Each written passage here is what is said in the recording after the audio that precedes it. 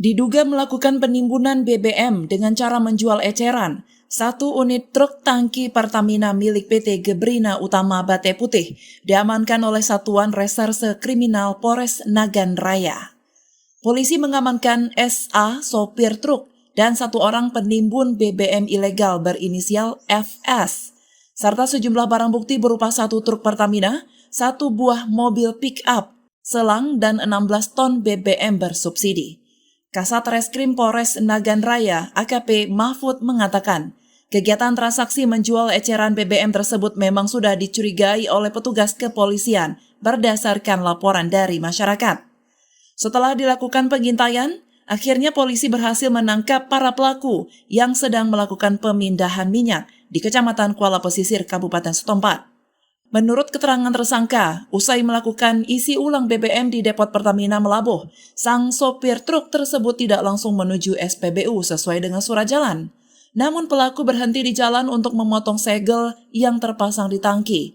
Kemudian SA, sopir truk, memindahkan BBM ke pembeli FS menggunakan alat bantu ember. Setelah itu, sang sopir SA kembali memasang segel yang sudah dipotong dan kembali melanjutkan perjalanan menuju SPBU sesuai dengan surat jalan yang diterimanya.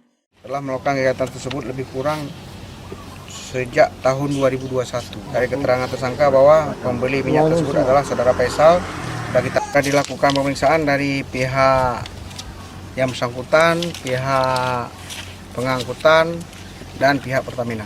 Dari depo ngisi segelnya dari salah satu oknum. Ini lagi kita lakukan pengembangan, kasih ke dia dalam kondisi nggak disegel, jadi dikasih ke dia, ya kan, dikasih ke dia udah. Dan ada kita temukan juga ada 3 segel. Atas perbuatannya, kedua pelaku masih dalam pemeriksaan aparat kepolisian. Kedua pelaku dikenakan pasal 55 Undang-Undang Nomor 22 tentang minyak dan gas bumi dengan ancaman penjara 6 tahun dan denda 60 miliar rupiah. Dari Nagan Raya, Orian Saputra melaporkan untuk Puja TV Aceh.